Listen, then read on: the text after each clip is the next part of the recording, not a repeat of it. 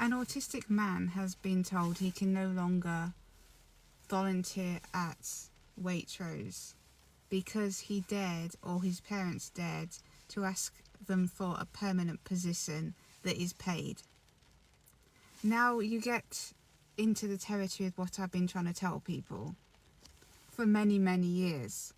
Growing up as someone who has been diagnosed with a mild learning disability and a form of autism, Asperger's, which don't really make sense, does it? I had learning disability, but I had the intelligent form of autism. And bear in mind, Asperger's is not a diagnosis anymore. This was back when we did diagnose on that. So we've all just been categorised as autistic now. But this is what I'm saying. This is what I've been going on about for ages. And now you're seeing these cases come out publicly. Like, why is he valuable enough to not be paid, yet when he or his parents dare to ask whether he can be paid, like, no, we'd rather him not be here.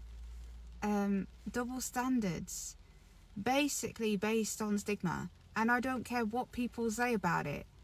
This has been a huge reason why I've developed the problems that I developed, because I've come up against this stigma. Because it's fine for us to do some unpaid and help people out unpaid, but when we want to be valued and paid, you don't pay us. So that's also why I'm afraid to go, even if I couldn't get a job, self-employed or something.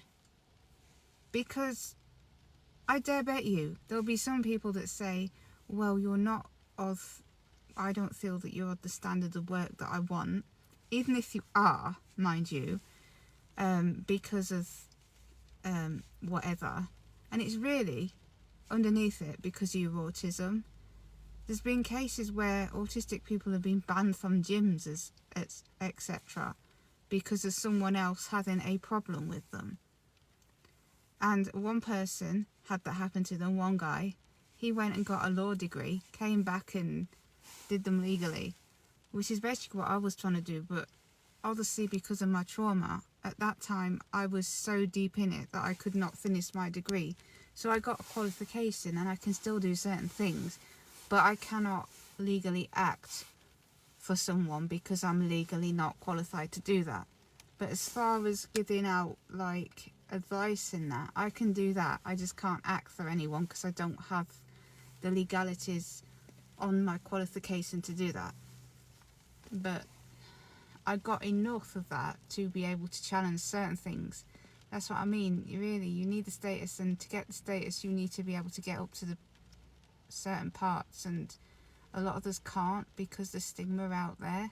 And even when we do, I saw another woman on here who I think is in the medical profession, who went to a conference, and because people knew of her diagnosis, they literally like talked down on her like she didn't know what she was talking about. She's done the same training as them, the same qualification as them, but apparently they don't listen to it. And it is a woman thing as well, I think, because a lot of the men who have got autism, they fight these things and win. But when you're a woman, that is also another thing. Females who have autism, we are mistreated a lot because people expect it to be in males. They either don't want to see it in us, or they just want to ignore it because it's in their mind they can, because we're a woman as well.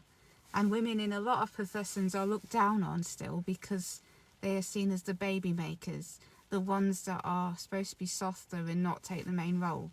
A lot of us have had to take the main roles because you men are so bloody pathetic.